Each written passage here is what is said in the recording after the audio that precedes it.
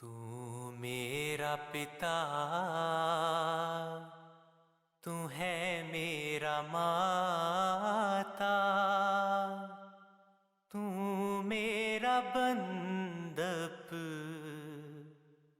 तू मेरा भ्राता, तू मेरा राखा सबनी थाई तापोके हा काड़ा जियो तुमरी कृपा ते तुद पछाणा तू मेरी ओट तू है मेरा माणा तुझ बिन दूजा अवर न कोई सब तेरा खेल अखाड़ा जियो.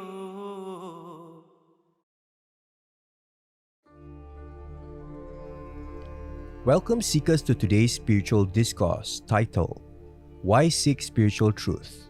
Spiritual Enlightenment versus Material Knowledgeable Way of Life. I have with me East Asia's main speaker, who is an advanced spiritual practitioner and also a disciple of a perfect living master. With Master Love, my most humble greetings to you all. Welcome, brothers and sisters. I hope Master bless you with all with good health, a meaningful life, and true spiritual progress, as these are all important for true eternal long-lasting happiness in this life and the life beyond this physical. The subject of today's talk is titled, Why Seek Spiritual Truth? Now, for those unfamiliar with the concept of a spiritual discourse, let me explain that this talk will be given in the form of a Satsang, which simply means associating with the truth. And this is the fourth in a series of our monthly talks of Satsang, designed to elevate the listener toward higher spiritual truth. Now, this elementary discourse is primarily intended for those who are new to the path of high spiritual truth, but may also be helpful for those spiritual followers who need further reminding. Before I begin this talk, I would first like to say a few words of introduction to you.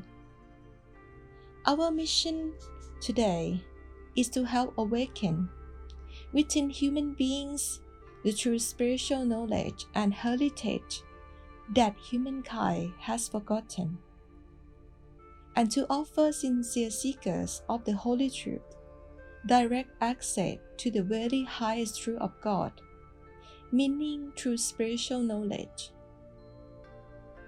For this purpose, we are not affiliated to any science, philosophy, or religion, but embrace the truth found in all. Nor do we seek fame, power, or fortune. Indeed, everything I shall share with you today is a gift of wisdom, direct from the Lord itself, for the sincere seeker of the higher truth. As for myself, I am a simple messenger, a disciple on the path of the Holy Truth, who has been asked to share this Holy Truth with you. And although I shall speak with the authority of one who has been instructed to do so by the Supreme Lord, please do not attempt to praise or glorify this humble messenger in any way. For you too are all divine beings undergoing a human experience in this lifetime, though you may not yet be aware of this. Therefore, what is given to me freely by the highest authority, I give to you the same. In return, I only ask that you open your heart and mind to the holy message that the Supreme Lord has to offer you. Following the brief satsang, there will be a question and answer session, which the main East Asia speaker, Miss Naishanan, who has been an advanced spiritual practitioner for over 18 years, shall answer. She is an initiate of Supreme Master Shinghai, son Ishwapuriji, and Baba Gurinder Singh Ji. Thus, she is able to answer any question one may have about true spirituality, which during this time comprises a list of questions to answer from our many listeners and members. Thank you. Okay, so let's get on with the discourse. I remind you again, the subject of today's talks is titled, Why Seek Spiritual Truth? The question for all humanity is this: why should one have to bother to seek the high truth right now in daily life? Why not just make the best out of what we have? Why just taking chances on what happened next or even after that? Due to the level of comfort and peace in our society right now, many prefer to live their life in illusion, their perceived enjoyment. They don't want to know the truth. They prefer to be part of the illusion that they themselves created. Most of them don't want to give up their worldly life, their pleasures and sufferings, or their social norms, because this is the only way that they know how to live this human life. Without being shown a better way, how to live in saintly way of life, no one wants to give up their comfortable way of life for something unknown and beyond their comprehension. The most obvious reason for wanting or needing to seek our own high truth is the fact that this world, which we cherish so much as our home today, is not our true home. Why? Because our true self, as the soul, is not born of this world. Only the physical covering of the temporary body is made from the dust of this world and will one day return to that dust.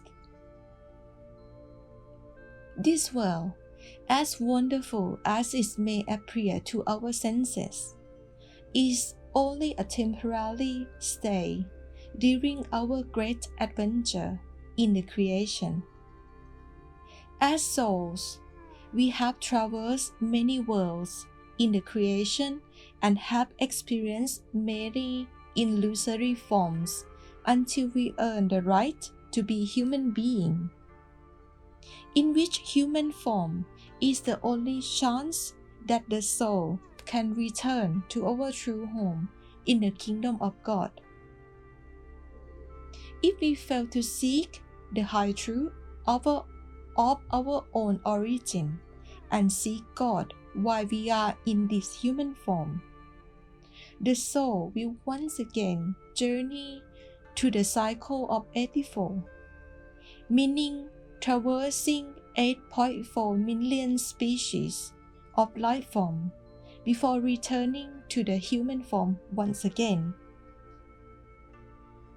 The proof that we do not permanently live here is the death that we see all around us. No one lives here forever, and even this great world will not exist forever either. Yet our true self, as the soul, can exist eternally. Knowing this, why would anyone not want to seek their permanent true self and home, or even be curious about it? while still enjoying or undergoing their own adventure in this temporary world. Indeed, by pursuing both is a win-win for all. Deep down, every one of us, no matter what we have or do not have in this world, feel that something is missing. A lot of my friends still believe that they have to seek worldly wealth, financial security, and good partner in order to live a human happy life. Little that they know that what they seek belong to this lower karmic world, which not gonna last and it's subject to change and decay according to the nature of the karmic creation. As they are not aware of the full truth or higher truth of their existence, they will never be truly happy, content, or satisfied. Just ask anyone around you if they are truly and completely satisfied with their own lot here on earth. I guarantee that not one person, whether king or pauper, would honestly say, "Yes, I am truly satisfied and seek nothing more." In truth, we are constantly restless, searching for something more fulfilling without even knowing what it is, which is why we often run into trouble by experimenting with lust, greed, wealth, power, status, technology, drug, culticism, etc. Only a rare few seek the high truth, because their higher awareness is that much greater than is in others. The next reason for pursuing higher truth is that this life here on earth, for most human beings, 80% plus, according to the statistics, is filled with struggle, suffering, uncertainty, or confusion, intermingled with periods of perceived temporary happiness that mentally or even physically at times torment us throughout our human life. A thought must then arise within us that perhaps there is something better than this. The final reason for seeking the higher truth of the self and of God is very simple, and is one that is not in our hand. It's called destiny or grace from the Lord. At the allotted time, when one's spiritual merit is sufficient, the Lord simply intervenes and places within a prospective disciple the feeling of seeking higher knowledge, higher truth, or higher wisdom. Thus, one has nothing to do with this part of it, for it is divinely inspired regardless of what one may be doing at that time. This is why we hear so many stories of a villain becoming a saint, or an unworthy one become enlightened, and so on. We see nothing or very little in their current life to justify such merit. Yes, it is the divine transformation of a sinner into a saint. Indeed, this happens more often than we realize, and bring the most colorful disciples onto the path of the Holy Truth. When I was very young, around first year in my primary school, I remember I didn't like to go to school. I have found that the most of children in my class were loud, restless, aggressive, and bullying. All subjects I learned in school are fundamentals and basics.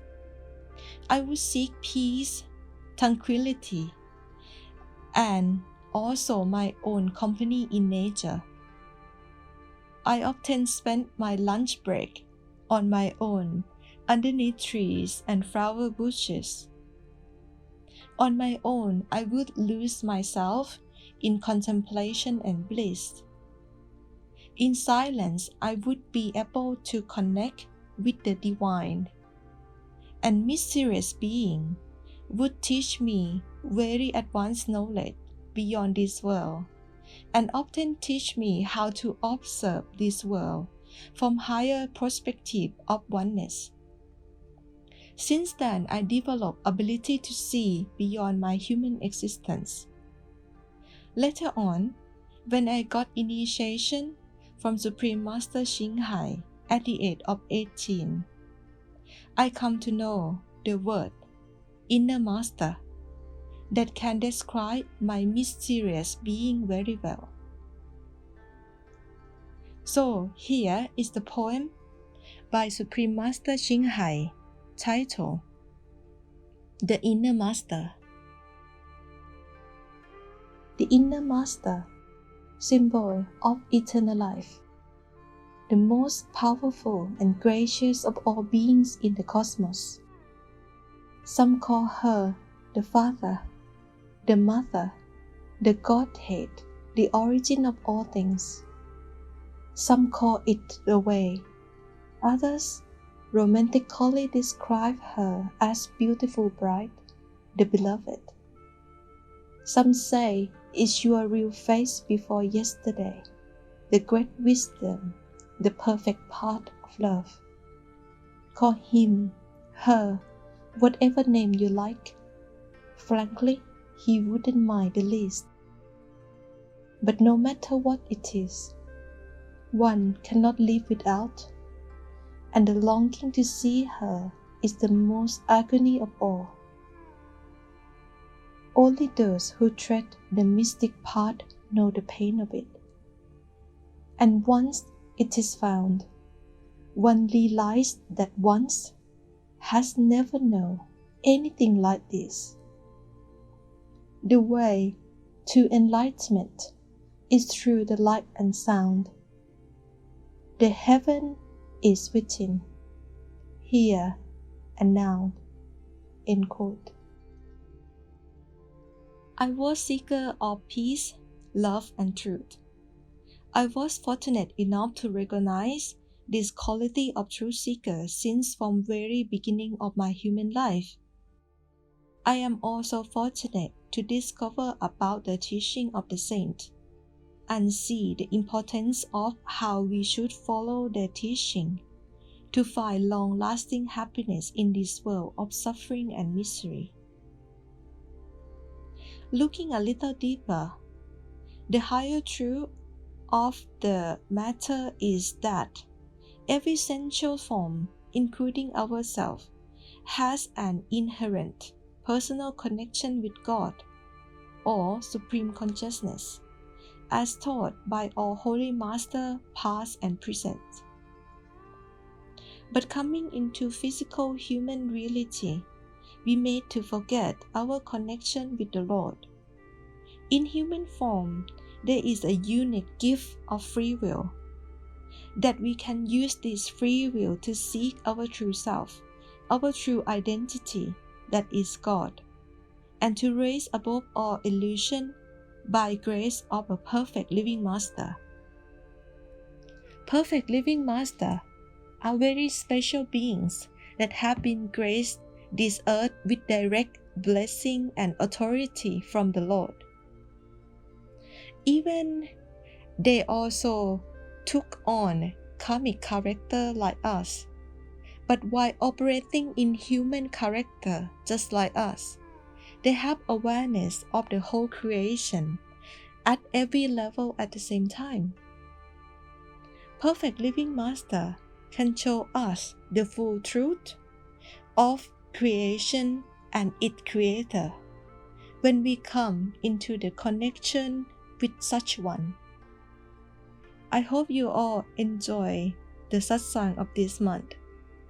So may the Lord Bless you all. That's it for today's satsang. Thank you, main speaker, for spending time with us for this satsang.